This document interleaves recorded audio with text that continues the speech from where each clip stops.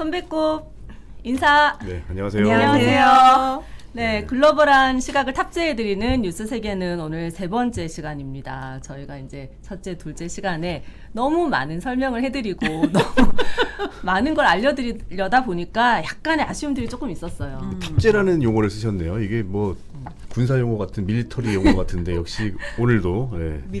밀덕 유수민 아나운서. 네. 탑재해드리겠습니다. 네. 언제까지 우리는 근데 배꼽 인사 하는 거예요? 계속 배꼽 인사 우리 마크로 이 상징처럼 갑니까? 저는 좋은데 혹시 싫으시면은 댓글로 싫다고 얘기해 주세요. 그러면은 당장 그만두겠습니다. 왜요? 그냥 해요. 네. 밀고 나갈까요? 네. 예. 자, 원래 저희가 항상 이 아쉬움이 있었던 게 한 주제를 가지고 이야기처럼 재미있게 좀 풀어서 국제 문제를 좀 전해드리고자 하는 게 저희의 이제 의도였는데 시간이 좀 쫓기다 보니까 이게 잘 안 됐던 것 같아요. 그래서 고민하다가 오늘은 왜 웃으시죠? 아니요. 우리가 너무 고민을 많이 해서 늘. 예. 네. 지금도 사실 저희가 지난 두 번의 방송 동안 좌충우돌 참 안 그런 척했지만 끝나고 나서 저희가 자기 방송 진짜 많이 했거든요. 네. 예. 근데 그 방송 중에도 여러분 저희를 버리지 않고 와주셔서 너무 감사하고 네. 이사나님께서 뉴스 세계는 세 번째 시간이라고 기억해 주셔서 감사하고요. 범블비님께서 지난주 방송 정말 레전드였어요. 아니에요. 저희 매번 레전드를 갱신할 겁니다. 방송 사고 때문에 레전드였다는 건 아니죠? 네. 기억을 상기시켜 그러세요. 안 좋은 추억을. 예. 그러니까요. 네. 그리고 미라클님께서 네. 매주 월요일 같은 시각에 청량감 가득 스튜디오에서 건강하게 뵐 수 있음에 감사드리면서 소중히 잘 시청하겠습니다 하셨는데 저희 오늘 열심히 하겠습니다. 네. 오늘 댓글 수준이 굉장히 높네요. 네. 야, 감사합니다. 네, 제가 제일 아쉬웠던 부분 말씀드려도 될까요? 네. 우리 권희진 기자 이렇게 진지하신 분이 아니고요. 평소에 그렇게 재기발랄한 분인데 이 자리에만 앉으면 그냥 부장님이 돼버리네. 그러게 너무 안타까워. 사석에서 보면은 진짜 귀여운 오빠거든요. 예, 너무 재밌고 저희 둘이서 계속 웃느라 정신이 없는데. 네. 예. 여러분이 좀 많이 댓글로 예뻐해 주세요. 그럼 또 네. 힘이 날 테니까. 하나 둘씩 차차 보여드리겠습니다. 자, 기대하겠습니다. 네. 그래서 오늘은요 저희가 남미 얘기를 준비했는데 남미 대륙하면 우리가 좀 잘 모르기도 하고 저기 남반구의 좀 먼 나라 이야기 이렇게 생각하실 수가 있어요. 그런데 최근에 남미에서 일어나는 여러 가지 일들을 살펴보면 우리가 참 참고하면 좋겠다 이런 일들이 많습니다. 그래서 저희가 오늘은 남미의 맏형격인 나라 브라질 얘기를 좀 해보려고 하죠. 굉장히 뜬금없을 수도 있어요. 왜 남미? 그리고 왜 하필 브라질 하실 수도 있는데 이게 오늘 이야기를 들으시다 보면은 이거 브라질 얘기 맞아? 어디서 많이 들어본 익숙한 이야기인데 하실 수도 있습니다. 네. 그러면 안 되지만 자, 그래서 오늘은 브라질 얘기를 하기 위해서요. 자, 그리고 세계는부터 시작을 하고요. 중남미에서 출발을 해서 브라질로 갑니다.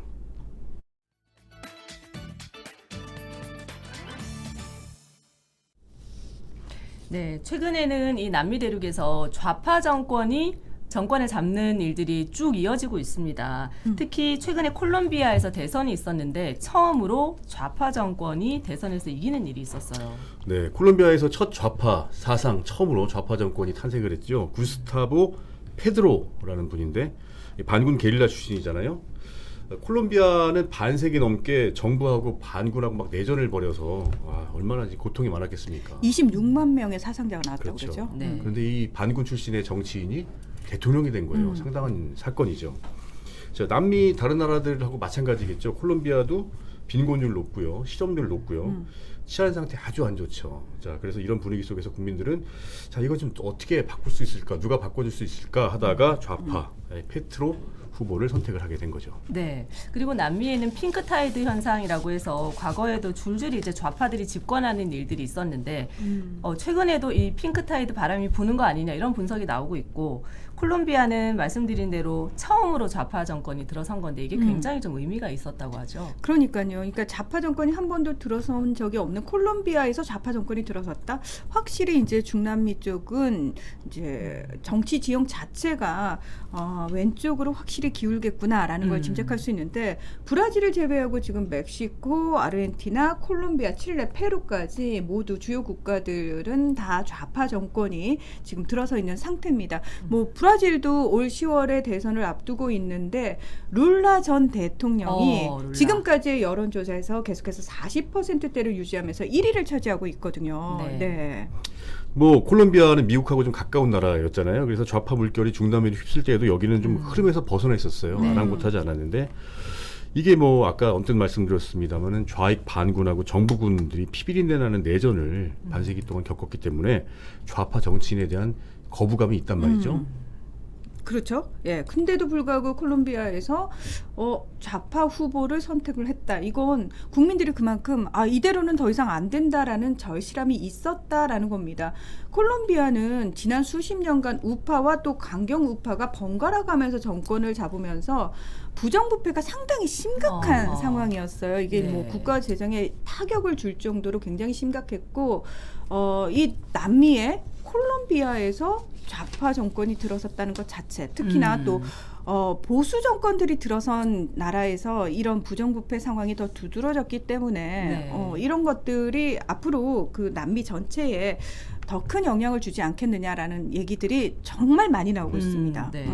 이런 분위기 속에서 역시 남미에서 제일 크고 또 영향력 있는 나라가 브라질인데 이제 10월에 대선을 앞두고 있거든요. 그런데 역시 좌파 승리가 점쳐지고 있습니다. 근데 후보가 누구냐? 정말 우리나라에서도 정말 유명한 사람이죠. 룰라 전 대통령이 돌아올 것으로 지금 점쳐지고 있다는 거죠. 네, 오바마 미국 전 대통령이 세계에서 가장 인기 있는 정치인은 룰라라고 말을 했잖아요. 맞아요. 네. 뭐 국제적으로도 그래서 유명하잖아요. 국내에서 워낙 지지도가 높으니까. 그 노무현 대통령과 인연으로도 우리 잘 알고 있죠. 두 분이 맞담배. 이제 정상회담에서 만나가지고 또 이 맞담배를 피우면서 허심탄회하게 뭐 얘기했다. 이래서 이제 우리한테도 잘 알려져 있죠. 자, 룰라라는 사람은 75년에 금속노조 위원장이 됐어요. 그래서 이제 파업을 이끌면서 군사독재 정권하고 맞섰는데 64년부터 85년까지 브라질이 군사독재 정권에 시달리고 있었죠. 신음하고 있었죠. 네. 그렇죠. 여기에 이제 맞서게 된 거예요. 노동운동을 하면서. 노동자당의 창당을 이분이 주도를 했고요. 그래서 노동자당은 남미에서 가장 크고 성공한 좌파 정당이다라고 평가를 받고 있어요. 예. 집권 기간 동안에는 2천만 명을 빈곤에서 구제하고 중산층을 크게 늘렸다. 또 이런 평가 받고 있고요. 네, 자 이렇게 인기 많은 룰라도 헌법상 사면임이 금지기 때문에 2010년에 그렇죠. 퇴임을 네. 했어요. 근데 네. 퇴임 당시의 지지율이 80%를 넘을 정도로 오. 정말 압도적인 지지를 그러니까요. 받는 대통령이었습니다. 전 세계적으로 이런 인기가 있는 사람이 있을까요? 푸틴 빼고. 네, 근데 푸틴의 약간 다른 것 같은데요. 푸틴의 지지율하고는 좀 다르죠. 네. 그렇죠. 네. 정치를 잘해서 얻은 찐 지지율이다 이렇게 볼 수 있을 것 같고요. 맞아요. 룰라 본인도 이런 얘기를 했어요. 나는 공산주의자도 아니고 사회주의자도 삼인주의자도 아닌 좌파도 아닌 그냥 선방공이다. 그러니까 이제 나는 그냥 노동자다라는 얘기를 했고요. 그리고 저는 이 말이 정말 가슴에 많이 남았는데 왜 부자들을 돕는 것은 투자라고 하고 가난한 사람을 돕는 것은 비용이라고 하느냐. 이거 우리가 좀 마음에 새겨야 되지 않을까요? 저는 우리나라 정치인들한테 요 말 좀 귀에 못이 박히도록 얘기해주고 싶어요. 네. 자, 그 유명한 룰라가 다시 후보로 등장을 합니다. 자, 알려진 대로 수감 생활까지 했던 룰라 대통령이 유력한 후보로 다시 브라질의 정권을 잡을 가능성이 높아진 이 상황. 자, 이 상황이 사실은 한편의 뭐 드라마죠. 네. 정말 그래요. 네, 오늘은 이 룰라의 인생 역정이랄까요? 이 이야기가 시사하는 바가 좀 크다고 저희가 생각을 해서요. 이 이야기를 좀 자세하게 다뤄보려고 합니다. 자, 그 이야기를 하기 위해서는 그 브라질에서 2014년 3월에 시작된 일명 라바자투 작전, 그러니까 세차용 고압 분사기라는 이런 이름의 그 부패 수사가 있거든요. 이 네. 이야기를 안 할 수가 없습니다. 그러니까 이제 고압 분사기로 깨끗하게 차를 세차하는 것처럼 부패를 깨끗하게 씻어내겠다. 물줄기를 쫙 뿜어내가지고. 그렇죠. 예. 자, 시작은 국영 에너지 기업인 페트로브라스가 대형 건설 업체로부터 뇌물을 받았다. 네. 자, 여기서 이제 시작이 돼요. 네, 이거는 이탈리아의 마니뿔리떼라고 하는 그 유명한 그 전방위 정치인들의 비리를 수사하는 전방위 수사를 이제 표방을 했어요. 네. 그래서 이 마니뿔리떼라는 용어 자체가 이제는 부패한 정치인들을 성역 없이 수사하는 용어처럼 지금 쓰이는데, 자, 이 수사로 여당인 노동당의 정치인들이 뭐 줄줄이 구속되고 브라질의 정계가 아주 뭐 숯밭이 됩니다. 네. 그렇죠. 자, 그래서 이 성역 없는 수사가 근데 지금은 이 브라질이 피를 흘리면서 힘겹게 이런 민주주의를 파괴했다. 뭐 이런 지적이 지금 나오고 있어요. 그러면은 평가가 완전히 뒤집혔다고 볼 수 있을 텐데 여기에 세르지오 모루라고 하는 연방 판사, 이 굉장히 중요한 인물이 등장을 하게 되는데 이 연방 판사라는 자리가 이제 말하자면 브라질의 그렇죠. 사법 권력을 상징하는 자리라고 하죠. 네, 세르지오 모루 판사는 이 소위 이 세차 작전의 수석 판사예요. 네. 근데 이 당시 브라질 집권당의 아까 그 노동당 정치인들하고 정부 인사들 줄줄이 구속시켰다고 그랬잖아요. 네. 자, 브라질이 뭐 사실 깨끗한 나라는 아니잖아요. 그래서 정치권의 부패가 뭐 만만치 않습니다. 그래서 이 부패가 사실 뭐 관행이라고 할 정도로 굉장히 만연해 있고, 그렇죠. 그 정치인들은 비리를 저지르고도 뭐 처벌도 제대로 받지 않고, 자, 이런 상황에서 비리 정치인들을 마구 구속시키니까 국민 여론이 엄청나게 이제 우호적이었을 거 아닙니까? 네. 뭐 속 시원하고, 자, 엄청난 지지를 받게 되죠. 그래서 이제 모루 판사는 그야말로 스타 판사, 스타 법조인으로 이제 등극을 합니다. 국민들로부터 뭐 엄청난 뭐 아이돌 같은 인기를 얻은 거죠. 네. 네. 뭐 좋아요. 뭐 죄 지은 사람 잡아가는 거 누가 반대를 합니까? 예. 근데 이 사정의 칼날이 룰라 대통령뿐만 아니라 룰라 대통령의 후임인 지우마 호세프 대통령에게로까지도 겨냥이 됐단 말이죠. 그러면서 네. 이분의 탄핵까지 끌고 가게 되는 상황인데 2016년에 다들 기억하시겠지만 리우 올림픽이 있었는데 사실 이 올림픽으로 인해서 브라질이 파산을 할 정도로 국가 재정이 어려워졌습니다. 네. 네. 그 당시 사실 이제 공공지치를 좀 확대하기 위해서 관련 규정을 위반했다는 혐의로 이 호세프 대통령을 탄핵을 시키는데요.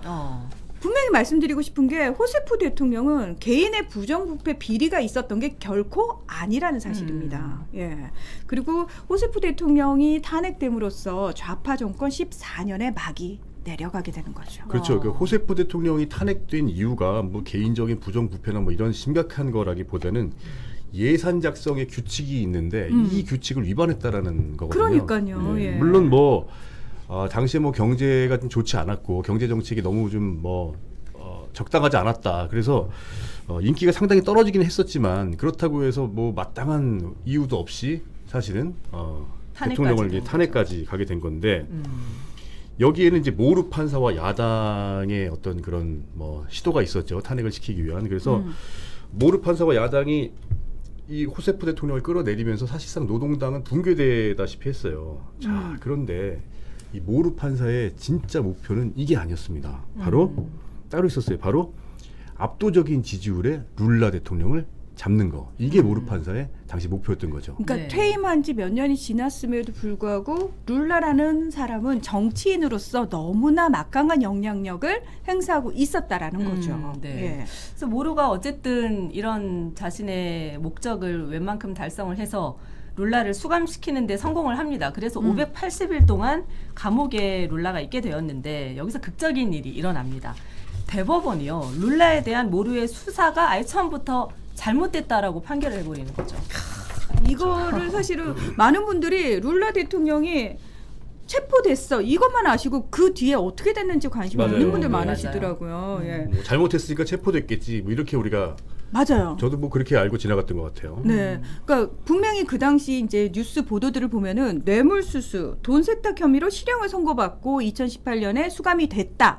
이 여기까지 이제 다들 알고 계실 겁니다. 자, 그런데 우리 류수민 아나운서 말씀하신 것처럼 연방 대법원이 2심 판결만으로는 수감하는 것이 위헌이다라고 해서 풀어주게 되고 그래서 네. 580일 만에 이제 풀려나게 되는 거죠. 2019년 11월에 석방이 되는 건데 자. 드라마는 이 이후에 여기서부터 예, 시작이 여기에 시작됩니다. 여기서부터. 예. 여기서 정말 반전이 일어나는데요. 그러니까 말하자면 한마디로 얘기해서요. 룰라의 사건을 지휘한 모루 판사와 검사가 서로 짜고서 무리하게 증거를 들이대면서 룰라를 무리하게 기소했다는 정황이 자 2019년에 드러난 거죠. 자, 그러니까 아예 정해진 어떤 잘못된 의도를 가진 수사를 했고요. 이렇게 무리하고 문제가 많은 수사를 통해서 노동당의 간판 정치인인 룰라를 잡아 넣었다. 이런 게 이제 드러난 거예요. 근데요, 많은 분들이 좀 이해가 안 되실 게 룰라 하면 우리가 계속해서 얘기했지만 정말 세계적인 스타 정치인이고 정치도 잘했고, 잘했고 인기도 많고 이런 사람을 어떻게 말도 안 되는 거짓 조작 수사를 한 거잖아요. 그걸로 그렇죠. 잡아놓을 수가 있을까? 아니 도대체 수사와 기소를 어떻게 했길래 그러니까. 이게 처음부터 완전히 잘못됐다고 대법원이 판단을 하는 거죠. 그렇죠.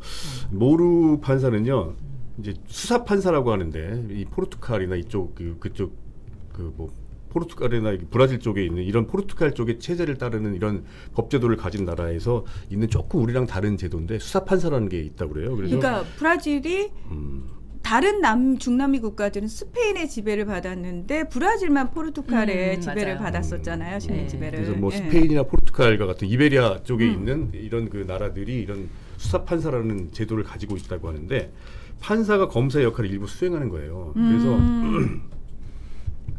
그런데 이제 모루 판사가 그래서 이 수사를 주도를 하게 되죠. 그런데 이 수사가 전반적으로 이제 편파적이었고 잘못됐다라는 거예요. 그러니까 아니 시대의 사건이죠. 수사를 했는데 이 수사가 잘못된 조작된 증거라든가 이런 거에 의해서 결과를 냈다라는 거. 자, 우선 보루 판사가 당시 어떻게 수사했는지를 좀 보면요. 일단 룰라와 그 가족들 그리고 룰라의 변호사에 대한 도청을 승인했습니다. 그래서 이제 이 전화 통화라든가 이런 걸 다 도청을 한 거예요. 자, 그리고 도청한 내용을 확보했잖아요. 이거를 또 언론에 흘려요. 아이고. 자, 이런 검찰의 이런 그 증거와 뭐 이런 내용을 흘리는 자, 이런 행태의 정점에 바로 모루 판사가 있었던 거죠. 근데 문제는 사실 뭐 판사와 검사가 이런 표현 좀 어떨지 모르겠습니다.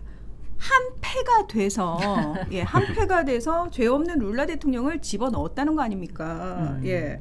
그러니까 판사가 검사들한테 문자 메시지로 이렇게 수사를 해라라고 지시를 내렸고 이걸 그대로 검사들이 따라서 하고 그리고 여기에 따라서 또 판결을 하고 그렇죠. 잠깐만 이거 완전 짜고 치는 고스톱 같은 느낌적 느낌 이런 게 있고 또 이거 상식적으로 이해가 안 되는 일이죠. 이 정도면 이런 뭐 일이 가능한가? 사법농단 아니에요? 예. 사법 쿠데타. 그래서 네. 사법농단이라는 말로도 부족해서 사법 쿠데타 그리고 뭐 사법 사기라는 말도 요새는 나오더라고요. 이걸 가지고. 그러니까 이 부분과 관련해서 뭐 저희만 이렇게 얘기를 하는 것이 아니라 실제로 유엔 인권위원회에서 이걸 조사를 했어요. 예, 룰라 조사를 사건을. 했어요. 룰라에 대한 기소가 사생활 침해 그리고 정치적 권리, 공정한 재판을 받을 권리를 침해했다. 이거 결론을 지었습니다. 그리고 룰라 대통령이 사실 수사를 받고 수감되는 그 과정에서 교황뿐만 아니라 노엄 촘스키 같은 세계적인 저명한 인사들이 룰라에 대한 무죄를 주장하는 탄원을 굉장히 많이 했습니다. 네. 예. 그렇죠. 그래서 당시에 이 수사가 얼마나 문제가 많았는지를 이 브라질 대법원이 판시를 했는데 뭐 이런 거예요. 자, 2016년 3월에 모루 판사가 룰라한테 자, 조사를 받으러 와라 이런 영장을 발부를 해요. 자, 그 다음에는 모루 판사가 언론에다가 자, 룰라가 조사 받으러 온대. 너희 취재해야지라고 흘립니다. 자, 그러면은 언론들이 다 오겠죠. 네, 다 와서 뭐 중계하고 생방송하고 이러면서 룰라가 조사받는 과정을 다 이제 전국에 생방송으로 다 보내는 거죠. 그러면은 이것만 가지고도 조사 단계에서 거의 혐의가 확정되는 느낌을 주지 않습니까? 네. 정말 아유, 뭐 지금. 좀 죄 많은 것처럼. 네. 또 이게 다가 아니에요. 그리고 룰라 아까 얘기했듯이 바로 그러고 나서는 룰라와 가족 변호사에 대한 감청영장을 발부해서 이제 도청을 하는데 네. 도청이요. 자, 도청을 해서 룰라의 대화를 다 녹음을 해요. 근데 이 룰라가 호세프 대통령하고 또 통화한 내용을 또 녹음을 해서 이거를 언론에다 또 흘려요. 아니 그러니까 사법기관이 도감청을 승인을 해준 거는 저는 이해하겠어요. 이 재판 과정에서 쓰는 거는 뭐 상관이 없는데 그걸 지금 계속해서 그럼 언론에 말하자면은 그렇죠. 흘리는 재판의 거잖아요. 증거라든가 뭐 네. 기소의 그 근거로 써야 될 이런 내용들을 언론에 흘리는 거예요. 자, 그래서 룰라와 호세프의 통화 내용을 공개한 게 또 호세프 대통령한테도 좀 불리하게 작용을 해서 이게 사실은 또 탄핵에까지 이어지게 하는데 좀 영향을 끼쳤죠. 그렇다면 이게 사실은 여론 재판으로 몰고 간 건데 이걸 전형적인 수법이죠. 그렇죠. 검찰에. 아니, 잠깐만 근데- 전형적인 수법이라면 어디서 전형적인 수법이라는 겁니까? 이게 전 세계적으로 전형적인 거예요? 이게? 브라질의 전형적인 수법이겠죠. 네. 아, 브라질의 전형적인 수법이죠. 아, 아니, 이렇게 지금- 검찰하고 언론이 짝짝꿍을 해가지고 이렇게 여론 재판하는 게 전형적인 수법이다. 네, 예. 이거는 어디까지나 브라질에서 일어난 사건이죠. 예. 자, 지금 딴, 저희 딴 생각하지 마세요. 네, 지금 댓글에도요. 이거 하여튼 약간 우리랑 비슷한 거 아니야? 이런 생각하시는 분이 있는데 저희는 오로지 브라질 얘기를 하고 있다는 거. 예. 아니 근데 브라질 얘기인데 왜 이렇게 익숙하지? 이게 제 기분 탓인가요? 아, 그런 기분 가지시면 안 되고요. 예. 브라질에서 일어나는 일입니다. 아, 이제 지금 본인이 기자라고 너무 언론 편을 드시는 거 아닙니까? 아, 아닙니다. 편파적인 것 같습니다. 예. 네. 예. 예. 자, 아무튼 그래서 이게 하여튼 여론 재판으로 몰고 가는 어떤 전형적인 수법, 이거 흘리고 여론을 움직이고 그래서 대중들의 분노를 폭발시키고 그래서 사실 여론 재판을 통해 가지고 어떤 결과를 향해서 몰아가는 거. 브라질 얘기라고 붙여주세요. 그러니까 자꾸 헷갈리잖아요. 알겠습니다. 예. 그렇죠. 그래서 뭐 이쯤 오해하지 되면 뭐 않기. 합법의 범위를 뭐 완전히 벗어나는 거죠. 아니 지금 정은경님께서 알아서 들을게요. 이거 무슨 의미죠? 아, 그럼요. 우리도 구독자분들이 다 걸러서 들으실 거예요. 아니 근데 사실 이렇게 뭐 텔레그램이라는 어떤 SNS를 통해 가지고 자기네들끼리 이렇게 주고받고 했다는 거 아니에요. 그러니까 그렇죠. 그러니까 그러니까 수사 검사들한테 아예 구체적인 지시를 내리는 거예요. 룰라의 수사를 위해서 이렇게 해라 지시를 하고 검사들은 네 알겠습니다라고 이제 따르고 의견을 구해요. 이렇게 할까요? 저렇게 할까요? 예를 들면 이런 거예요. 룰라가 이제 출석을 해서 증언을 해요. 그러면은 그 모르 판사가 그 텔레그램 방에다가 그 증언이 룰라의 증언이 왔다 갔다 한다라고 언론에 흘려 이렇게 지시를 해요. 자, 그러면 검사들이 룰라의 증언이 왔다 갔다 했다라고 언론에 흘리는 거죠. 그럼 뭐 그 기사로 잔뜩 또 도배가 되지 않겠어요? 자, 그리고 또 뭐 우리 문평론가님 말씀하셨지만 텔레그램을 썼단 말이죠. 자, 텔레그램은 상당히 이제 보안이 뛰어나죠. 그런 뭐 SNS잖아요. 네. 그러면서 이제 긴밀하게 이제 소통하면서 검사와 뭐 판사 이런 사람들이 한 몸으로 이제 움직인 거예요. 그러니까 말 그대로 노동당을 무너뜨리려는 정치적인 목적의 수사였다라고 인식이 되는 거잖아요. 그러니까 텔레그램 메시지로 비밀리에 지시하고 검사가 따르고 한 몸으로 움직이면서 오로지 룰라를 잡아놓고 노동자당을 말 그대로 해체 수순으로 보내기 위한 그런 것들을 사법부에서 했다는 거 아닙니까? 자, 그런데 여기서 또 더 놀라운 거는요. 물론 브라질의 얘기긴 하지만요. 여기에서 언론이 다시 또 아예 플레이어로 등장을 해요. 그래서 이제 모르 판사와 검사들이 있는 단톡방이 아까 있다고 제가 얘기했잖아요. 네. 여기 언론사 2개도 끼어 있었습니다. 자, 그래서 이 방에서 이 단톡방에서 수사를 어떻게 할지, 자, 수사 어떻게 유리하게 끌고 가기 위해서 언론은 뭐 해야 되지? 이런 얘기들을 같이 논의를 한 거예요. 그러니까 자, 언제 어떤 방식으로 수사 내용을 언론에 흘리는 게 효과적일지 이런 거를 언론사 기자들하고 모르 판사, 검사들이 아예 이제 같이 논의를 한 거죠. 야, 근데 진짜 그 당시에요.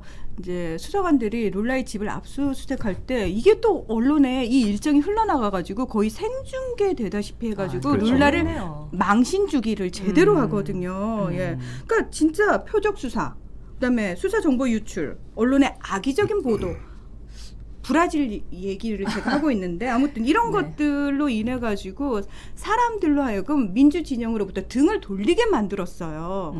그게 사실 나중에 진실이 드러나긴 했지만 어쨌든 룰라는 억울한 옥살이를 580일이나 했고, 그렇죠. 제일 중요한 거는 이로 인해서 보우소나루라고 하는 정말 극우 정치인이 브라질의 대통령까지 됐다는 걸 거예요.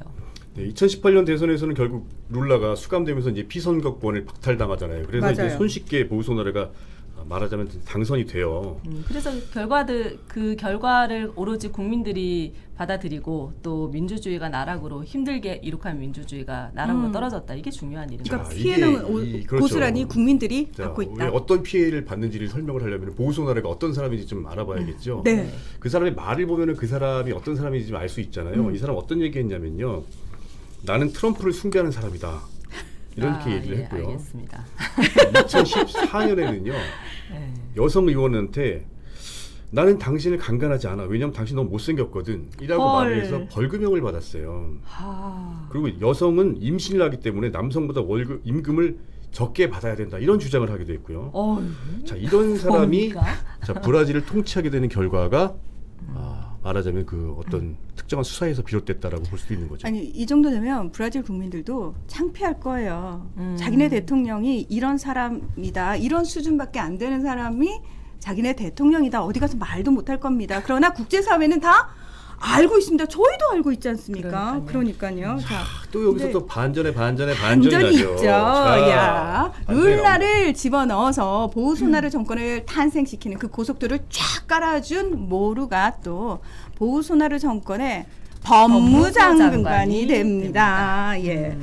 자, 결국은 이 모루의 이런 행보가 룰라에 대한 수사 지휘의 목적이 어떤 그 의도가 있었던 게 아니냐, 순수한 건 아니었구나라는 의심을 충분히 하게 만들어요. 그래서 실제로 이 모루 판사의 이런 행보 때문에 이게 이 수사의 순수성이 의심된다라는 얘기 실제로 유엔 보고서에서도 이게 지적하고 있기도 해요. 네네. 네. 자, 그런데 이 모루 판사가 2020년에는요. 보우소나르의 문제점, 보우소나르가 문제가 있다. 뭐 구체적인 내용을 우리가 여기서 얘기는 안 하지만 어쨌든 보우소나르가 문제가 있다라고 하면서 법무장관직을 내던집니다. 그러니까 둘이 또 삐걱거린 거예요. 서로 안 맞은 거지. 그래서 이제 보수 언론들은 이걸 보면서 야, 역시 모루 판사 법과 원칙 지키는 사람이야. 보우소나르가 엉뚱한 짓 하니까 바로 자리 내던지잖아. 역시 모루 판사야 이렇게 얘기를 한단 말이에요. 그거 아닌 것 같은데요. 그거 아닌 것 같은데요. 근데 저도요. 벌써 느낌이 오는데요. 근데 이런 분석이 또 있어요. 보우소나르가 2020년 당시에 정말 인기가 바닥이었잖아요. 아까 얘기했다시피 뭐 코로나19 대처든 뭐 막말 뭐 이런 걸로 뭐 인기가 네. 바닥이었는데 그래서 이 자기가 이제 대권 도전해야 되는데 보우소나르가 묻을까봐 먼저 이제 보우소나르를 이제 배를 갈아탔구나. 그렇죠. 이제. 결별하고 상급기. 자, 대권의 길을 가려고 하는 어떤 그런 하나의 이제 노력이었다. 그런 큰 그림이었다. 이렇게 분석하는 사람들도 있어요. 이게 실제로 뭐 억측인지 아닌지 알아보려면 실제로 모루의 행보를 한번 볼까요? 그 뒤에 실제로 모루가 어떻게 행동했는지. 자, 법무부 장관 그만두고 1년 동안 어디 다른 데서 이렇게 일을 하다가 작년부터 이제 대선 출마를 본격적으로 준비를 합니다. 네. 실제로.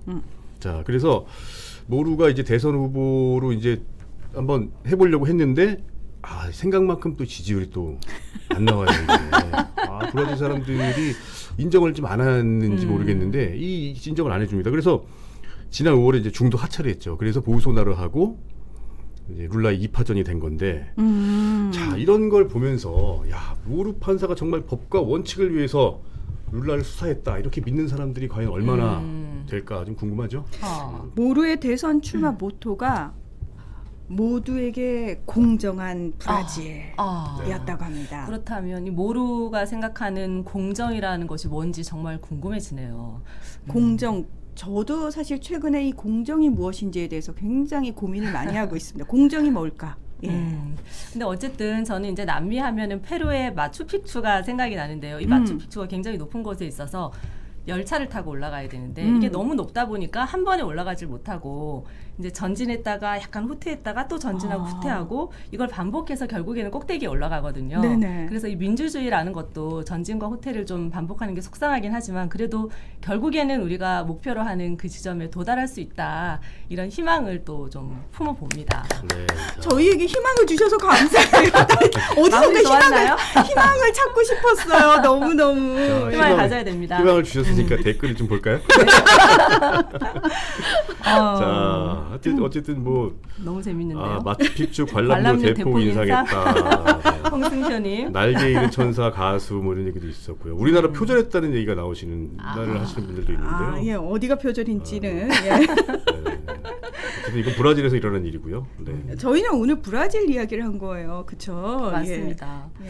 그리고 군만두님, 류화백님 좋은 말씀 해주셨는데 이게 또 제가 중간 브릿지에 제 그림을 보시고 화백을 또 기억해 주셨군요.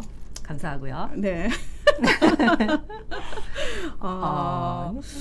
댓글들이 다 예리하세요. 네. 근데 확실히 이 뉴스데스크를 찾아서 보시러 오시는 분들은 이제 굉장히 조금 볼 준비를 하고 계시는 분들이잖아요. 그러다 보니까 프리뉴스 데스크 시간에도 굉장히 수준이 좀 높은 분들이 많이 보고 계시구나. 진짜 자부심이 느껴집니다. 네, 그래서 저희가 내용 같은 걸 준비를 할 때 조금 더 열심히 준비해야 되겠구나 이런 생각을 했습니다. 어떻게 부장님 오늘은 조금 우리가 치트키부터 출발을 탁 했는데 마음에 드십니까? 네, 뭐 기분이 안 좋으신 거 아니죠? 언짢으신 거 아니시죠? 아니 원래 모습으로 돌아와 주세요. 권혜진 기자. 얼마나 재기발랄한 분인데. 네, 제가 또 지금 부장님이 되셨네. 근심이 많으셔 지금. 아니 네. 그렇진 않고요. 하여튼 뭐 저희가 그래서 좀 이야기로 재밌게 풀어가 보려고 저희가 한번 오늘은 지금 그리고 세계는부터 해서 제3세계 이야기를 우리가 먼저 시작을 해봤고요. 네.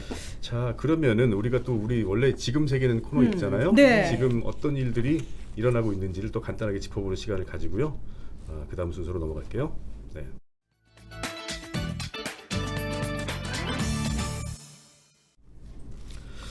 네, 우선 이제 미국과 중국이 지금 다자 외교전을 펼치고 있죠. 자, 중국은 브릭스 정상회의, 브릭스 뭐 브라질이라든가 러시아 이런 나라, 인도 이런 나라들 규합을 해서 정상회의에서 다자 외교를 또 펼치고 있고요. 네. 자, G7 정상회의, 미국이 주도하는 G7 정상회의가 또 시작이 됐습니다.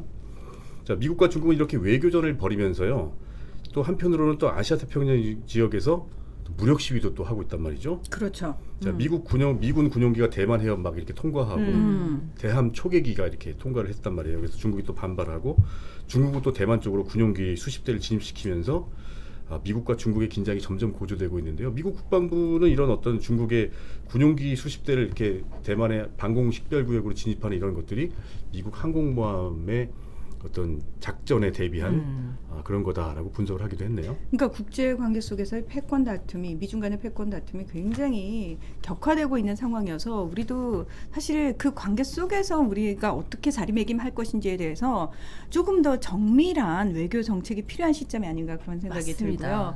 제가 가져온 소식은 최근에 이제 여행 가시는 분들 좀 많이 늘어나면서 프랑스나 스페인으로 가시는 분들 많으실 것 같은데 이거 하나만 알고 가십시오. 지금 프랑스하고 스페인은 40도가 넘습니다. 너무 더워요. 너무. 지구촌 전체가 폭염에 휩싸이고 있는데요. 뭐 미국에서도 16개 주에 폭염 경보가 내려지기도 7, 했고요. 8월 제일 더울 때 정도나 나타나는 기온이 지금 지금 6월 달에 벌써부터. 네. 지금 나오고 있는 거잖아요. 네. 그리고 뭐 중국 북부와 중부도 40도까지 올라갔는데 중국 남부는 기록적인 홍수에 지금 난리가 났습니다. 그래서 문제는 이런 폭염이라든지 이런 것들이 더 이상 뭐 잠깐 나타나고 뭐 몇 년에 한 번 나타나는 일이 아니라 더 자주 발생할 거라는 거에 몇 있다는 년 내에 거죠. 몇 년 전에 비해서 좀 더 심해진 느낌도 있고요. 이게 앞으로 더 심해지면 심해질 심해졌지 좋아질 기미가 없잖아요. 지금. 네. 그리고 더 빠르게 변하고 있다. 근데 이 원인 우리가 다 알잖아요. 탄소 배출에 의한 지구 온난화가 원인이다라고 얘기는 하고 있는데 지금 러시아의 우크라이나 침공으로 러시아가 가스관을 잠근다고 해가지고 다시 유럽이 화석 연료로 돌아가겠다. 독일하고 예. 프랑스까지 난리가 나가지고 지금 너무 속상해요. 다시 지금 산업혁명 때도 아닌데 다시 석탄 뗀다고 하고 있단 말이에요. 그래서 그동안 우리가 탄소 중립을 위해서 노력해왔던 것이 거의 허사로 숲으로 돌아가고 돌아갔죠. 있는 그런 상황이 벌어져서 이거 악순환이 계속되는 게 아닌가. 불과 작년 11월까지만 해도 전 세계 지도자들이 모여서 탄소 중립을 위해서 우리가 함께 노력해보자. 이 맞아요. 지구를 좀 어떻게 좀 더 나은 곳으로 만들지를 고민해보자. 이런 얘기를 했던 게 불과 얼마 전인데 지금 러시아가 일으킨 우크라이나 전쟁 때문에 그런 거는 뭐 지금 사치스러운 상황이 됐고요. 네, 그렇죠. 좀 약간 우울한 얘기였는데 저는 중국 소식 보도록 하겠습니다. 여러분 영화 마이너리티 리포트 보셨죠? 이거 재밌게 봤죠. 톰 크루즈 주연의 마이너리티 또 톰 리포트. 크루즈네요. 너무 너무 자주 얘기하는 것 같아요. 네. 아무튼 이 영화에 보면은 범죄자를 미리 시간을 돌려서 범죄를 저지르기 전에 가서 이제 범죄를 사전에 차단한다라는 것이 영화의 주제인데 과연 맞아요. 일어나지 않은 저지르지 않은 범죄에 대해서 미리 처벌을 하는 것이 맞는가 하는 것이 주제였는데 이게 지금 중국에서 현실이 될 수 있다고 해요. 치안 시스템에 이런 마이너리티 리포트 같은 시스템을 도입한다고 하는데요. 그러니까 이게 사람의 행동을 감시를 한단 말이에요. 쭉 네. 감시를 해서 이 사람이 범죄를 저지르기 전에 범죄를 저지를 것 같다. 그러면 이걸 예측을 해가지고 이 사람을 잡아서 단죄하는 이런 최첨단 시스템이잖아요. 그 마이너리티 리포트 얘기가. 네. 그런데 이게- 이제 인공지능으로 이거를 중국에서 분석을 해가지고 시민들을 감시한다. 이게 네. 진짜 맞는 건가 모르겠어요. 중국은 사실 이미 안면 인식 기술에 있어서 세계 그렇죠. 최고라고 해서 경찰관들이 이미 그런 안경을 쓰고 사람들을 감시를 하고 있는 상황인데 저는 좀 무서워요. 그러니까 AI가 어떤 행동들을 많이 하는 사람들은 예비 범죄자다라고 찍어준다는 거 아니에요. 그렇죠. 그러면 이제 우리 AI한테 잘못 보이면 범죄자로 낙인 찍히는 그 실제로 이거는 AI가 계산을 해서 행동을 분석을 해서 리포트를 하지 않으면 알 수가 없는 거잖아요. 사람 일일이 볼 수가 없으니까. 이런 일이 중국에서 지금 실제로 일어난다고 하니까 굉장히 좀 공포스럽네요. 네, 뭘 상상하든 될수 예, 있는. 그 이상인 역시 중국. 중국. 아, 역시 중국. 결론이 그런가요? 자, 시간이 다 됐습니다. 시간이 다 됐네요. 그러면 이번에는 큐시트 산책으로 넘어가서요. 오늘 뉴스데스크에서 어떤 뉴스가 있는지 잠시 좀 보고 넘어가시죠. 네.